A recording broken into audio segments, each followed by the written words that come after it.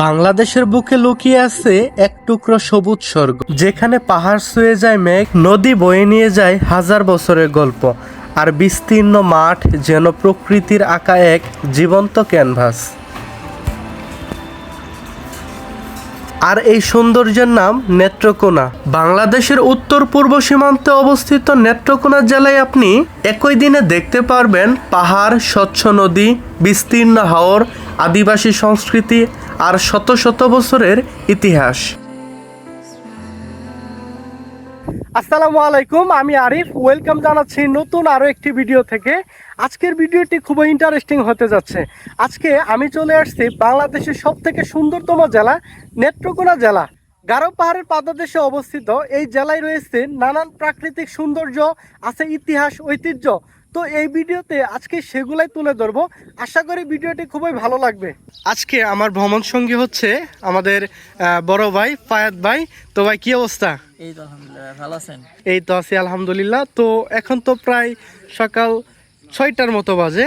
তো আমাদের পিছনে দেখা যাচ্ছে যে বড় বড় ইন্ডিয়ান পাহাড়। এই পাহাড়গুলো আমরা দেখতেছি, কিন্তু বাট ছুঁইতে পারতেছি না। তো আপনার অনুভূতি কেমন? এই যে সকালবেলা নেত্রকোনার যে একটা ফিল, সকালের ফিলটা কেমন লাগতেছে আপনার কাছে? অনেক ভালো, অনেক আলহামদুলিল্লাহ। অনেক মানে পাহাড়টা দেখে মনটা জুড়ে গেছে। মানে যে ছুঁইতে পারতেছি না, এটা খুব আফসোস হচ্ছে যে এটা বাংলাদেশের বাইরে, ইন্ডিয়ার বর্ডারে পড়ছে। যাক, তারপরও দৃশ্যটা দেখে খুব মনটা প্রশান্ত হয়ে গেল। এখন বাজে সকাল 6টা। তো এখন আমরা যাচ্ছি পাঁচগাঁওয়ের দিকে। তো এখানে মোটর সাইকেল ভাড়া করতে হবে। আমরা 4 জন আছি, 4 জনের জন্য 2টা মোটর সাইকেল লাগবে। আর এখন যেহেতু খুবই সকাল, অনেকেই ঘুম থেকে ওঠে নাই। তো গ্রামের কাকিরা, মামিরা দেখতেছি যে আস্তে আস্তে ঘুম থেকে উঠে উঠান ঝাড়ু দিচ্ছে, রাস্তা পরিষ্কার করতেছে। তো গ্রামের এগুলাই কিন্তু অনেক সৌন্দর্যতা প্রকাশ করে। তো আজকে আমরা সারাদিনের জন্য 2টা মোটর সাইকেল ভাড়া করে নেই 2000 টাকা দিয়ে। তো পথিমধ্যেই দেখা হয়ে যায় জামাল ভাইয়ের সাথে। সামনের জায়গাটা দেখুন, কত সুন্দর একটা জায়গা।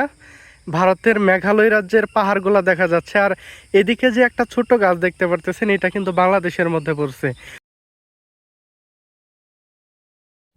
আমার পিছনে কিন্তু সেই ভারতের যে মেঘালয় রাজ্যের পাহাড়গুলো আছে, সেই পাহাড়গুলো দেখা যাচ্ছে। আর এইটাই হচ্ছে সেই পাঁচগাঁও গ্রাম। বাংলাদেশের মধ্যে সবথেকে সুন্দর যদি কোনো গ্রাম থাকে, সেটাই হচ্ছে এই গ্রাম।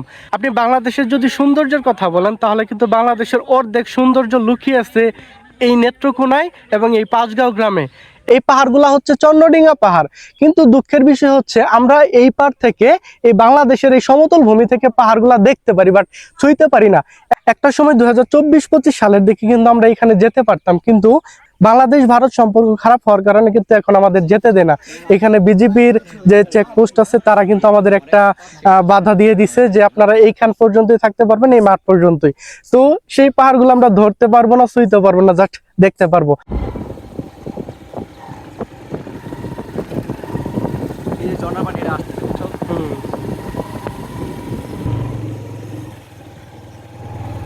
আমরা এখন ছোট্ট একটা গ্রামে প্রবেশ করতেছি। এই গ্রামের নাম হচ্ছে বেদগুড়া গ্রাম।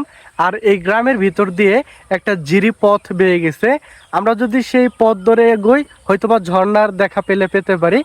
দেখা যাক আমরা ঝর্ণার খুঁজে পাই কিনা। চমৎকার আবহাওয়া, পাঁচগাঁও গ্রাম, খোলা বাতাসে হাঁটতেছি, খুবই ভালো লাগতেছে। পিছনে দেখুন কত সুন্দর পাহাড়। আর এই গ্রামে আসতে হলে অবশ্যই আপনাকে নেত্রকোনায় আসতে হবে। নেত্রকোনায় এত সুন্দর একটা পাহাড় আছে।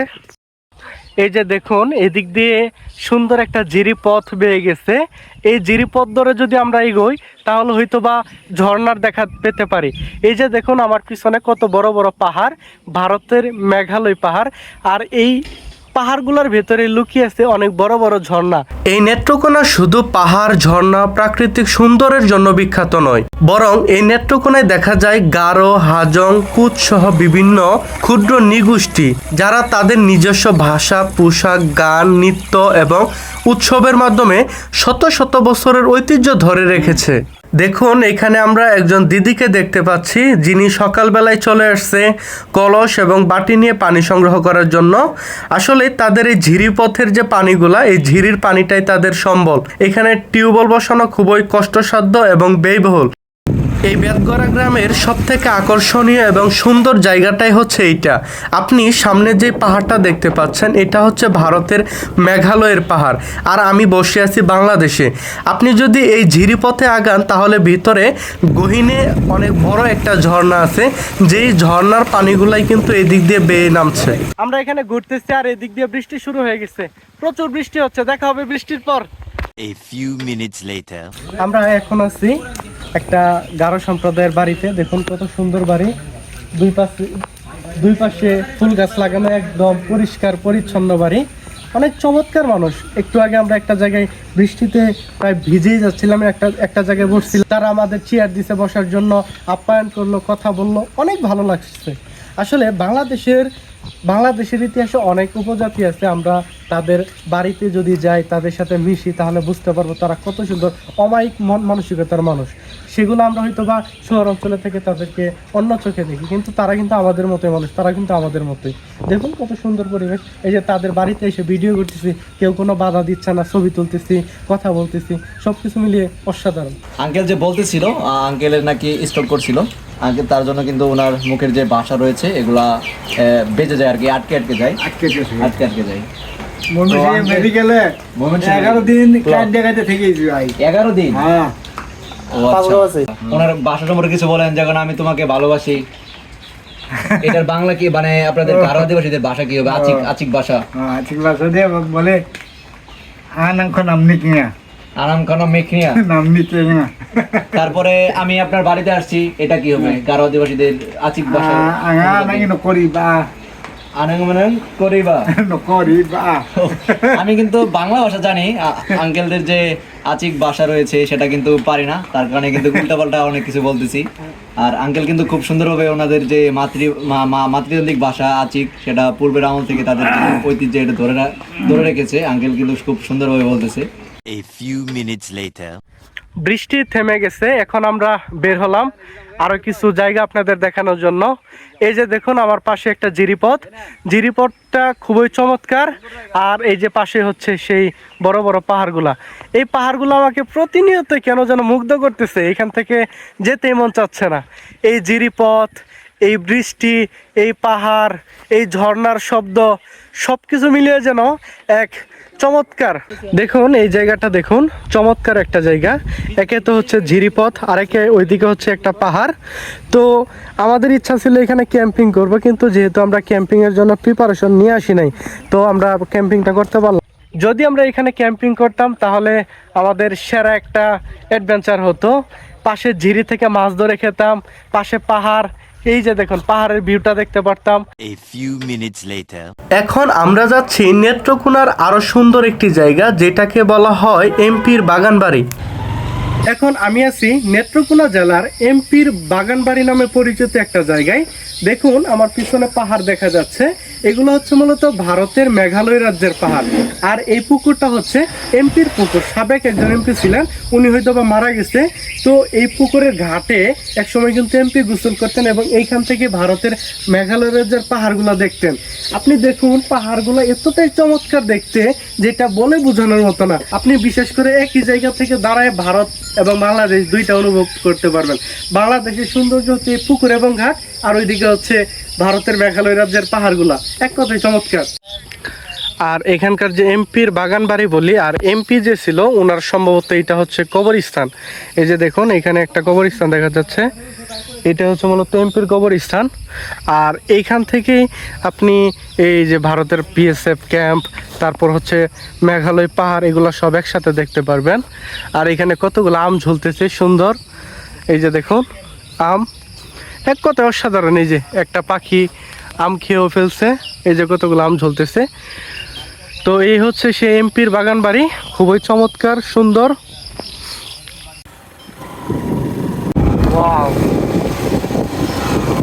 তো এই যে নদীটা, এই নদীটা আমাদের এখন পাড়ি দিতে হবে।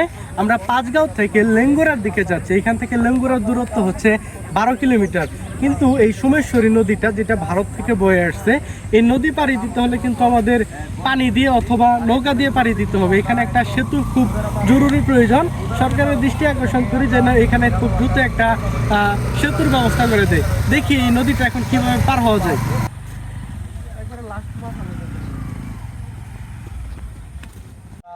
এই যে আমাদের ড্রাইভার ভাই, উনি কিন্তু মোটরসাইকেল নিয়ে আছে বিপদে। এখন এই নদী কিভাবে পার হবে উনি হয়তো ভাবতেছে, কিন্তু চিন্তার কোনো কারণ নাই। সরকার যেহেতু এখন এখানে নজর দেয়নি, কিন্তু মানুষ কিন্তু ঠিকই নজর দিছে। এখানকার মানুষের পারাপারের জন্য একটা নৌকা আছে, শুধু একটা না কয়েকটাই, আর ভাড়াটাও অল্প টাকা নেয়, মাত্র 5 টাকা করে, তাই না?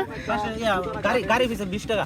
ও আচ্ছা, যদি মোটর সাইকেল দিয়ে পারি হয় তাহলে 20 টাকা, আর যদি কোনো ব্যক্তি পার হয় তাহলে মাত্র 5 টাকা।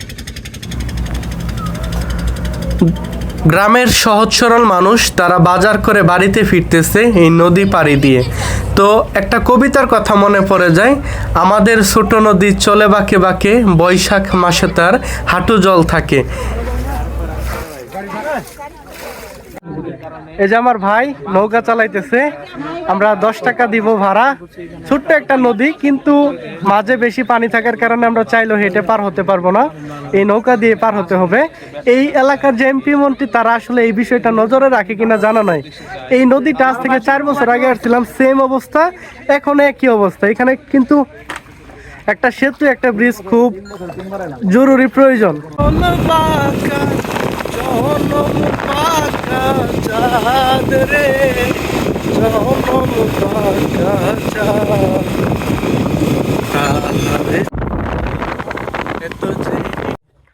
তো এখন আমরা যে জায়গায় আছি এটা হচ্ছে পাতলাবন, নেত্রকোনার পাতলাবন নামে পরিচিত এই জায়গাটি খুবই চমৎকার এবং সুন্দর জায়গা।